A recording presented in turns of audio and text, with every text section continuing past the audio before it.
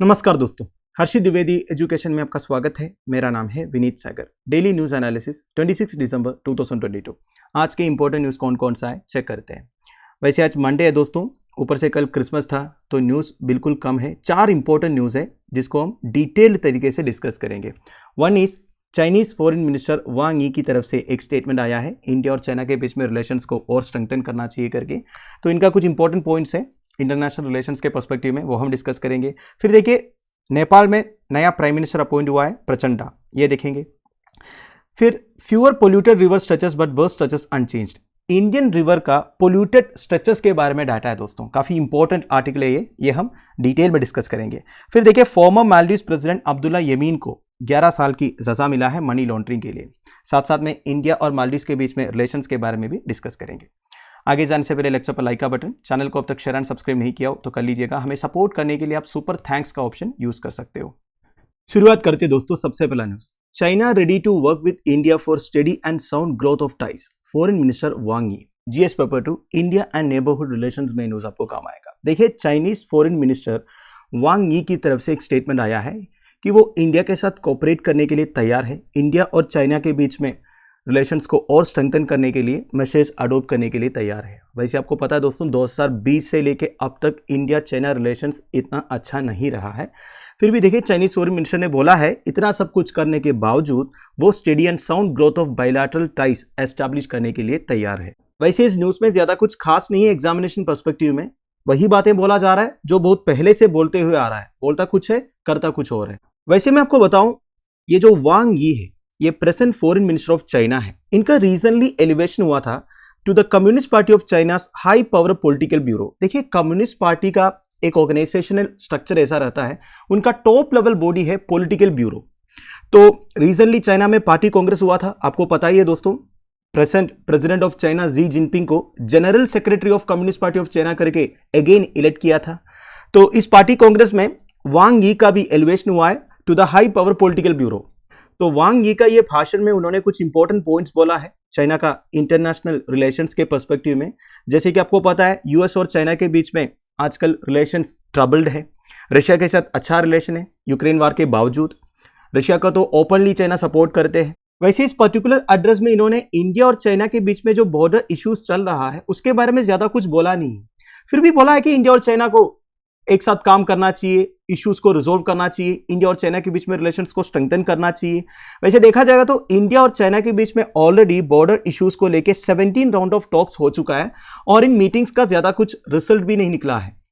अब India China border issues में कोई अमिकेबल सॉल्यूशन आएगा या नहीं आएगा, इसके ऊपर स्पेकुलेशन है। क्योंकि जैसे मैंने आपको पहले बताया, recent party Congress of China जब हुआ था उसमें president of China Xi Jinping को अगेन 5 साल का टर्म के लिए general secretary of communist party of China करके इलेक्ट किया है। पिछले 10 साल से वही जनरल सेक्रेटरी है। अब आपको पता है दोस्तों, कम्युनिस्ट पार्टी ऑफ चाइना जो है वही सब कुछ डिसाइड करते हैं। अब इंडिया और चाइना के बीच में रिलेशंस नॉर्मलाइज होगा या नहीं होगा, यह तो देखने वाली बात होगी। और इंडिया चाइना के बीच में जो लाइन ऑफ एक्चुअल कंट्रोल है उसका लेंथ इधर दिया हुआ है। वैसे हमने काफी बार डिस्कस किया है सब, 3488 किलोमीटर। ध्यान दीजिएगा, कभी एग्जामिनेशन में पूछ भी सकता है। So, according to observers, this month's clash between Indian and Chinese soldiers at Yangtze in Arunachal Pradesh, barely weeks after Mr. Xi began his new term, spelled danger that 2023 too will end up as yet another blank year in the bilateral ties. मतलब देखिए, Xi Jinping का नया 5 साल का term recently शुरू हुआ था और शुरू होते होते अरुणाचल प्रदेश का यांगजे में इंडियन और चाइनीज सोल्जर्स के बीच में क्लैशेस हुआ। अब तो ऐसा लग रहा है 2023 भी वैसे ही होगा जैसे 2020, 21 और 22 था। वैसे 2020 का गैल्वन वैली फेस ऑफ के बाद पहला मेजर क्लैश था रिसेंटली अरुणाचल प्रदेश में जो हुआ। तो इंडिया चाइना बॉर्डर टेंशंस के अलावा वांग यी ने अपना एड्रेस में quad alliance and AUKUS alliance को अपोज किया है। आप सबको पता होगा quad alliance and AUKUS alliance क्या है। क्वाड अलायंस में कौन कौन है? US, India, Australia and Japan. और ऑकस अलायंस में यूएस, ऑस्ट्रेलिया एंड यूके।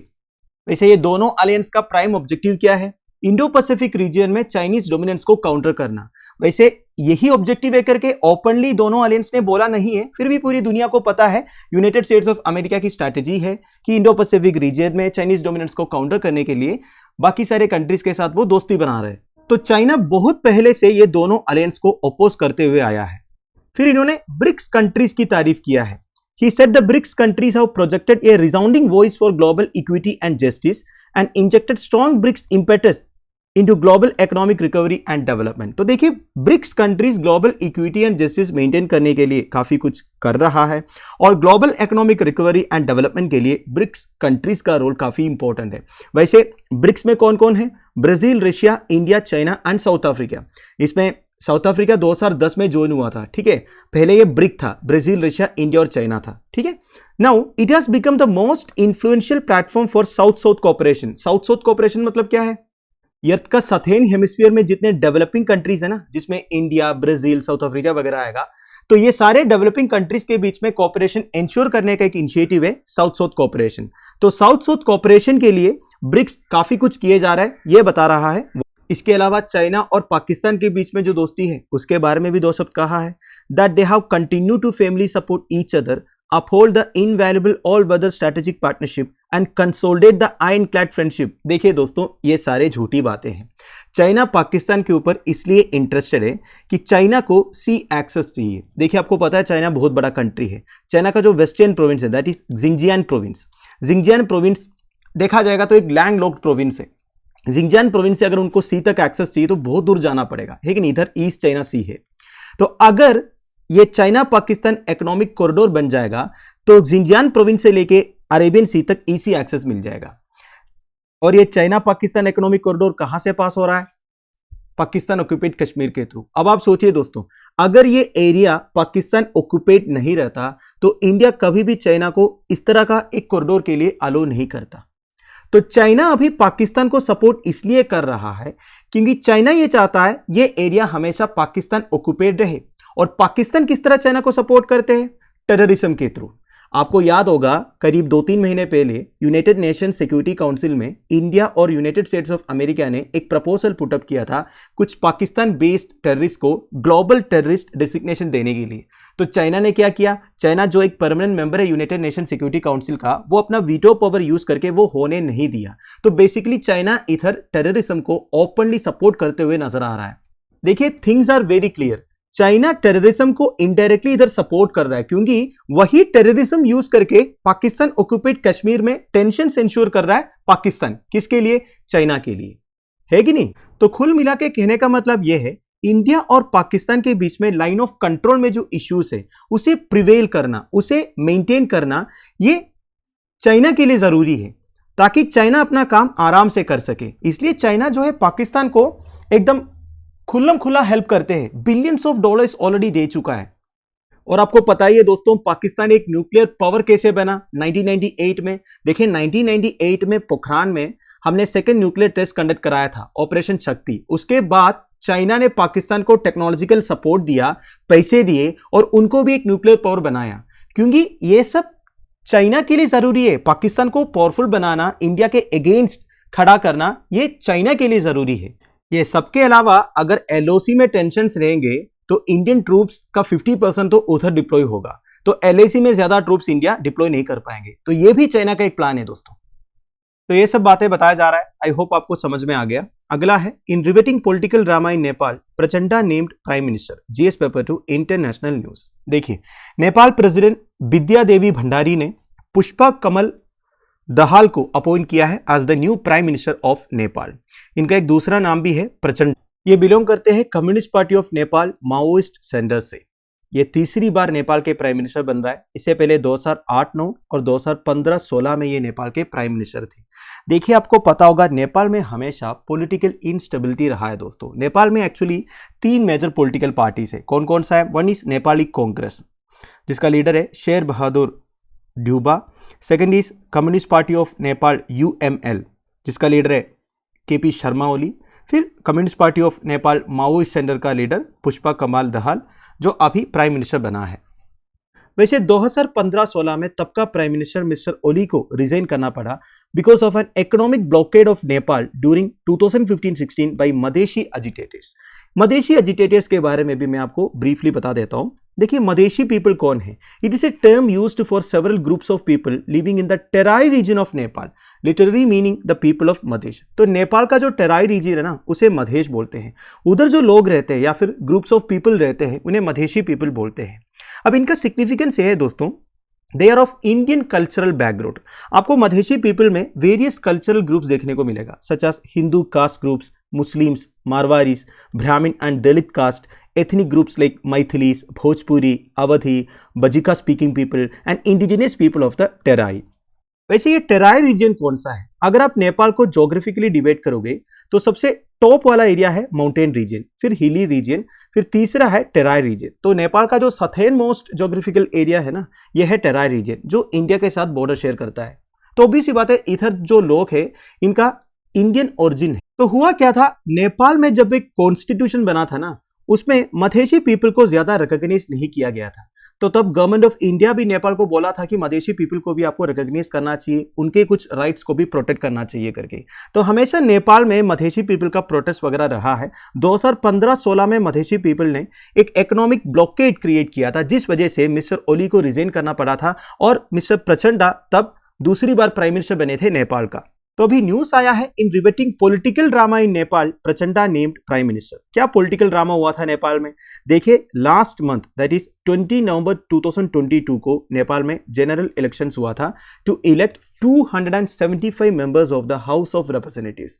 तो नेपाल का हाउस ऑफ रिप्रेजेंटेटिव्स में 275 मेंबर्स हैं। इसमें से 165 मेंबर्स को सिंगल मेंबर कॉन्स्टिट्यूएंसी से इलेक्ट करते हैं वाया एफपीटीपी। एफपीटीपी क्या है? First pass the post system, मतलब जिनकी मेजोरिटी है वो इलेक्ट हो जाएगा, ठीक है। And the other to elect remaining 110 members from a single nationwide constituency via party list proportional representation. क्या है दोस्तों ये पार्टी लिस्ट प्रोपोर्शनल रिप्रेजेंटेशन? तो आपको समझना है, नेपाल का जो हाउस ऑफ रिप्रेजेंटेटिव्स है ना, उसमें टोटल 275 मेंबर्स है। उनमें से 165 मेंबर्स का कॉन्स्टिट्यूएंसी से इलेक्शन होता है, जैसे कि इंडिया में होता है। बाकी जो 110 है ना, they are elected from a single nation wide constituency via party list proportional representation। इधर क्या होता है ना, लोग पार्टी के लिए वोट करते हैं, एक सिंगल कैंडिडेट के लिए नहीं। तो पार्टी को जितना शेयर ऑफ वोट्स मिल जाएगा उसके हिसाब से उनको सीट्स मिल जाएगा, ठीक है। ये जो पार्टी लिस्ट प्रोपोर्शनल रिप्रेजेंटेशन वाला सिस्टम कई सारे कंट्रीज में फॉलो होता है, जैसे कि Argentina, Albania, Israel, Turkey etcetera. वैसे जो पार्टी लिस्ट प्रोपोर्शनल रिप्रेजेंटेशन है ना, ये काफी इंटरेस्टिंग इलेक्शन मेथड है।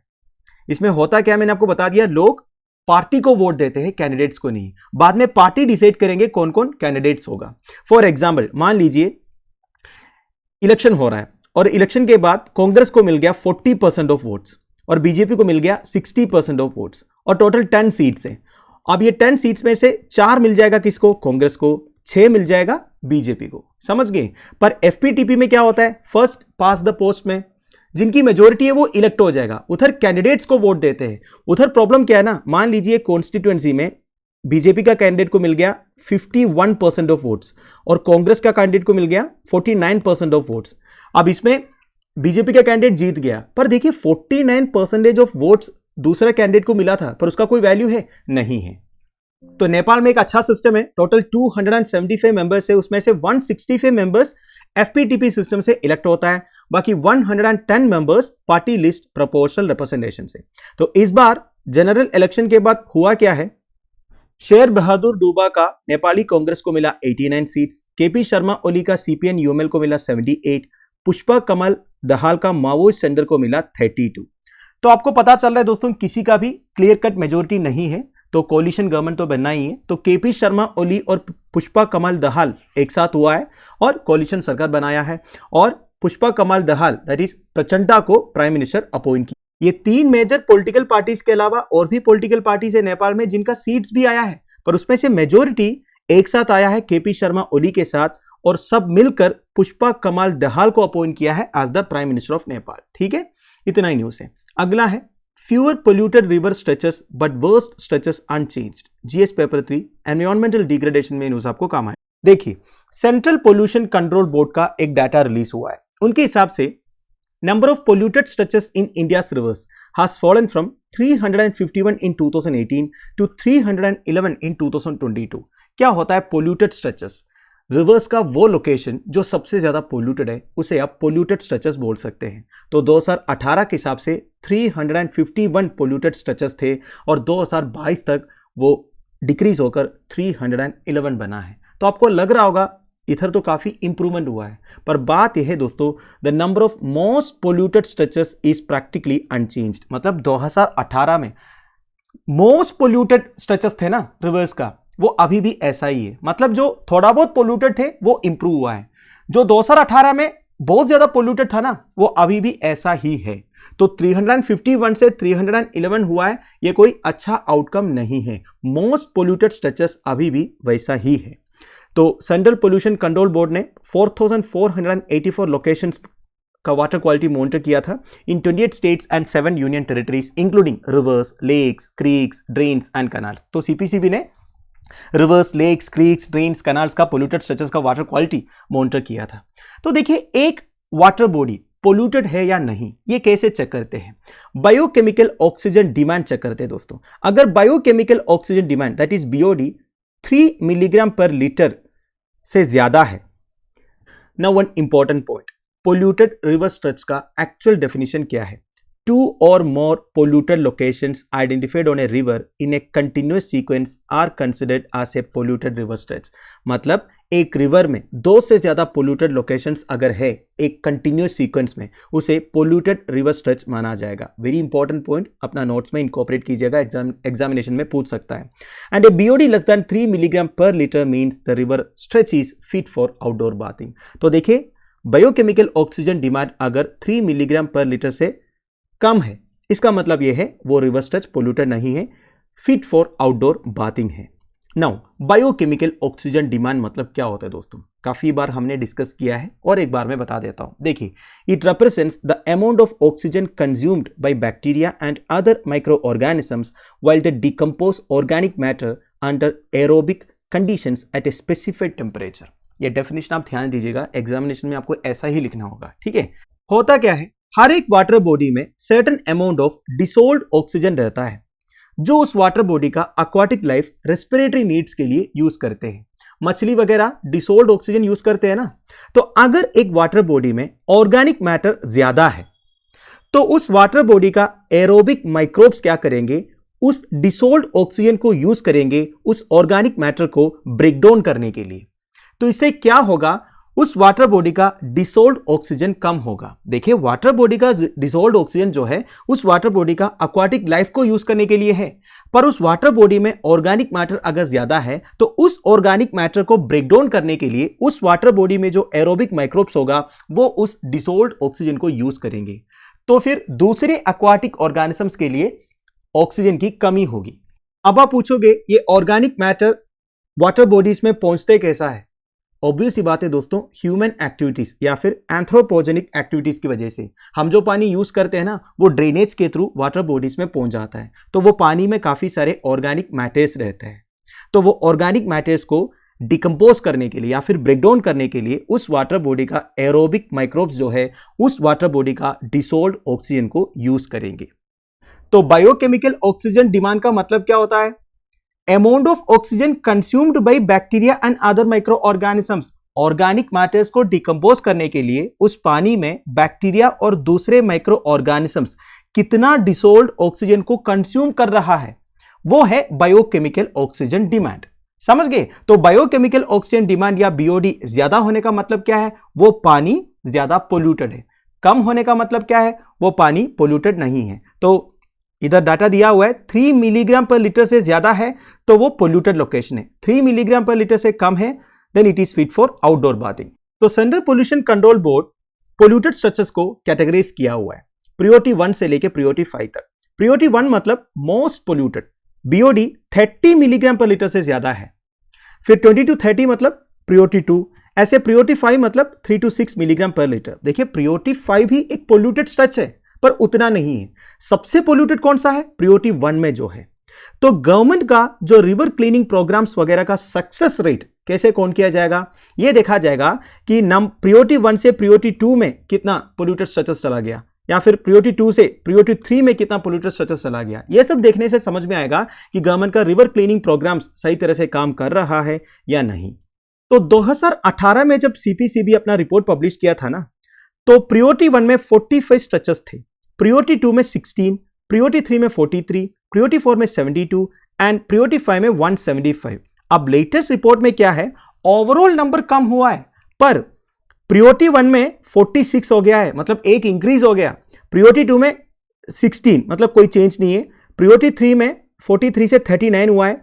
प्रायोरिटी 4 में 72 से 65 हुआ है। और प्रायोरिटी 5 में 175 से 145 हुआ है। तो ओवरऑल कम हुआ है, पर प्रायोरिटी 1 एंड 2 में कोई चेंज नहीं है, बल्कि इंक्रीज हुआ है। तो सबसे ज्यादा priority 1 river stretches Gujarat and Uttar Pradesh में है, 6। महाराष्ट्र में maximum number of polluted river stretches है, दैट इज 55। समझ रहे हो आप? प्रायोरिटी 1 में सबसे ज्यादा गुजरात एंड उत्तर प्रदेश में है, पर प्रायोरिटी 1 से लेके 5 तक अगर आप काउंट करोगे तो सबसे ज्यादा उत्तर प्रदेश में है, followed by Madhya Pradesh, Bihar, Kerala, Karnataka and Uttar Pradesh. 2018 का रिपोर्ट के बाद नेशनल ग्रीन ट्रिब्यूनल ने ऑर्डर्स पास किया था central pollution control board and Jal Shakti ministry को रिवर पोल्यूशन को मॉनिटर करने के लिए। तो every state had to ensure that at least one river stretch was restored to the extent that it was at least fit for bathing। तो हर एक state को यह रिस्पॉन्सिबिलिटी दिया गया, कम से कम एक रिवर स्ट्रेच को आपको रिस्टोर करना है। और स्टेट्स को यह भी बोला गया एक्शन प्लान्स इंप्लीमेंट करने के लिए, detailing how they were addressing different stretches of the reverse. तो बेसिकली हर एक स्टेट को यह बताना है क्या प्लान आप कर रहे हो एक एक रिवर को रिस्टोर करने के लिए। तो रिसेंटली लोकसभा में क्वेश्चन पूछा गया, तो minister of state Prahlad Patel ji ने बोला है The pollution abatement work had been implemented in 36 rivers in 80 towns। देखिए गवर्नमेंट की तरफ से रिवर्स को रिस्टोर करने के लिए काफी सारे प्लान्स ऑलरेडी चल रहा है। तो 36 रिवर्स इन 80 टाउन्स में ऑलरेडी पोल्यूशन अबैटमेंट वर्क चल रहा है, spread over 16 states in the country. And total sanction cost कितना है? 6248.16 करोड़ है। And a sewage treatment capacity of 2745.7 million litres per day create किया है।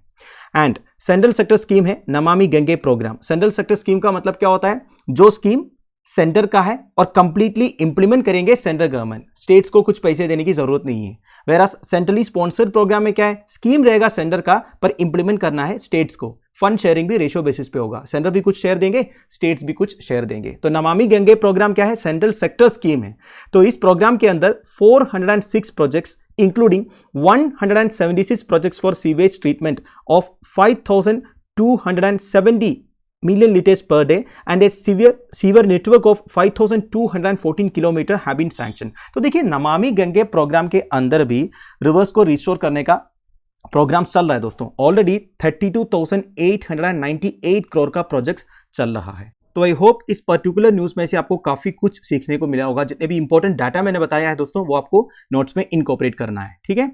अगला है former Maldives president Abdulla Yameen gets 11 year jail for money laundering and bribery, report GS paper 2 international news. देखिए Maldives criminal court ने former president Abdulla Yameen को 11 साल की सजा दिया है, $5 मिलियन का फाइन भी दिया है after he was found guilty of money laundering and accepting bribe. तो अब्दुल्ला यमीन ने किया क्या था? ये जब प्रेसिडेंट थे ना, तब वो एक आइलैंड को लीज दिया एक प्राइवेट एजेंसी को, और उसके लिए ब्राइब भी लिया। देखिए आपको पता है मालदीव्स में बहुत सारे आइलैंड्स हैं, और मालदीव्स में जो आइलैंड्स है ना, उसे अटोल्स बोलते हैं। क्या है अटोल्स? आपने ज्योग्राफी में पढ़ा होगा। अटोल्स बेसिकली कोरल आइलैंड्स हैं, कोरल से बना हुआ आइलैंड है, और बीच में एक लेगून रहेगा, एक वाटर बॉडी रहेगा, ठीक है। इस तरह कोरल आइलैंड बना रहेगा, बीच में लेगून रहेगा, इसे अटोल बोलते हैं। और मालदीव्स में जितने भी आइलैंड्स है ना, वो बेसिकली अटोल्स है, ठीक है। तो इसमें से एक अटोल को पूरा वो लीज दिया, उसके लिए ब्राइब भी एक्सेप्ट किया, इसके लिए इन्हें अभी पनिशमेंट मिला है। ये देखिए, ये है atoll, ring shaped coral island है, और बीच में क्या है? एक वाटर बॉडी है। इस वाटर बॉडी को लेगून कहते हैं, ठीक है। Now the court gave the former leader ये 7 year sentence for money laundering and 4 years for accepting A bribe. ये सब हमारे लिए इंपॉर्टेंट नहीं है। नाउ अब्दुल्ला यमीन मालदीव्स के प्रेसिडेंट थे 2013 से लेके 2018 तक। वैसे यह पहली बार नहीं है अब्दुल्ला यमीन के अगेंस्ट करप्शन चार्जेस। इससे पहले 2019 में एक मनी लॉन्ड्रिंग केस में इन्हें पनिशमेंट मिला था, 5 साल की सजा और $5 मिलियन का फाइन। पर 2 साल के बाद सुप्रीम कोर्ट ने उस वर्डिक्ट को ओवरटर्न किया था और ये बच गए थे, पर अब ये फंस गया है। पर देखिए अभी भी मालदीव्स क्रिमिनल कोर्ट ने सेंटेंस दिया है, इसका अपील भी होगा, बाद में क्या होगा ये तो टाइम ही बताएगा। तो ये रहा दोस्तों न्यूज। अब हम डिस्कस करेंगे इंडिया मालदीव्स रिलेशन के बारे में, क्योंकि ये पर्टिकुलर न्यूज में से ज्यादा कुछ एग्जामिनेशन पर्सपेक्टिव में नहीं है, पर India Maldives relation is very important. देखिए इंडिया और मालदीव्स अब तक 6 एग्रीमेंट साइन किया है अलग अलग फील्ड्स में, जैसे कि cyber security, capacity building, housing, disaster management, infrastructure development etcetera. इसमें से सबसे इंपॉर्टेंट प्रोजेक्ट है दोस्तों ग्रेटर मैली कनेक्टिविटी प्रोजेक्ट, जिसके लिए इंडिया फंड कर रहा है। बेसिकली इंडियन कंपनी ये प्रोजेक्ट अंडरटेक कर रहा है। It will consist of a 6.74 kilometre long bridge and causeway link between Male and near by islands of Villingili, Gulhi Falhu and Thilafushi. It will use renewable energy. तो बेसिकली मालदीव्स का capital Male और नियर बाई आइलैंड्स को connect करने के लिए ब्रिजेस वगैरह बना रहा है दोस्तों 6.74 किलोमीटर का। तो माली को near by islands of Villingili, Gulhi Falhu and Thilafushi से कनेक्ट करेंगे और रिन्यूएबल एनर्जी भी यूज करेंगे। तो सस्टेनेबल डेवलपमेंट हो रहा है इधर। And the project is funded by A grant of $100 million and A line of credit of $400 million from India. तो देखिए $100 million तो इंडिया फ्री में दे रहा है, ग्रांट दे रहा है, और $400 million का क्या दे रहा है, लाइन ऑफ क्रेडिट भी दे रहा है। It is not only the biggest project India is doing in Maldives but also the biggest infrastructure project in Maldives. Also अब तक इंडिया ने जितना प्रोजेक्ट मालदीव्स में अंडरटेक किया है, इसमें से सबसे बिगेस्ट है दोस्तों ग्रेटर माली कनेक्टिविटी प्रोजेक्ट, और मालदीव्स में अब तक होने वाला बिगेस्ट इंफ्रास्ट्रक्चर प्रोजेक्ट भी है ग्रेटर माली कनेक्टिविटी प्रोजेक्ट। वैसे इंडिया और मालदीव्स के रिलेशन के बीच में थोड़ा सा प्रॉब्लम हुआ था जब मालदीव्स में इंडिया आउट कैंपेन चल रहा था। आपने सुना होगा, हमने काफी बार डिस्कस भी किया है। इंडिया आउट कैंपेन के बारे में मैं आपको इसलिए बता रहा हूं क्योंकि इस कैंपेन को लीड किया था former president of Maldives Abdullah Yamin, जिनको अभी मालदीव्स क्रिमिनल कोर्ट ने करप्शन चार्जेस के लिए पनिश किया है। हुआ यह था, मालदीव्स में एक नेवल बेस या फिर एक डॉकयार्ड बनाने के लिए गवर्नमेंट ऑफ इंडिया ने असिस्ट किया था, वो है यूटीएफ हार्बर। पर कुछ लोगों का कहना यह था it is A way of allowing Indian military presence on native soil. Indian military का प्रेजेंस ज्यादा होगा इस हार्बर डेवलपमेंट से, इस तरह कुछ लोगों ने कहा, और एक इंडिया आउट कैंपेन उधर शुरू हुआ जिसको फॉर्मर प्रेसिडेंट अब्दुल्ला यमीन ने लीड किया। वैसे जब अब्दुल्ला यमीन प्रेसिडेंट है ना मालदीव्स का, देन न्यू दिल्ली और माली के बीच में रिलेशंस इतना अच्छा नहीं था। वैसे यह बोला जाता है कि farmer president Abdulla Yamin China का दोस्त, पर उस टाइम पर जो गवर्नमेंट था इब्राहिम मोहम्मद सोली का, उन्होंने इंडिया आउट कैंपेन को रिजेक्ट किया था। वैसे देखा जाएगा तो इब्राहिम मोहम्मद सोली का गवर्नमेंट और न्यू दिल्ली के बीच में रिलेशंस काफी अच्छे हैं, वो हमेशा इंडिया को सपोर्ट किया है, पर farmer president Abdulla Yamin India को अपोज किया है। ठीक है, तो ये रहा इंडिया आउट कैंपेन के बारे में और इंडिया मालदीव्स रिलेशंस के बारे में। आई होप आपको समझ में आ गया। तो दोस्तों दैट्स इट। आई होप आपको वीडियो इन्फॉर्मेटिव लगा होगा। लेक्चर की पीडीएफ एज यूजुअल आपको टेलीग्राम चैनल में मिल जाएगा, जिसका लिंक नीचे डिस्क्रिप्शन बॉक्स में प्रोवाइडेड है। Thank you for watching, bye bye, have a nice day.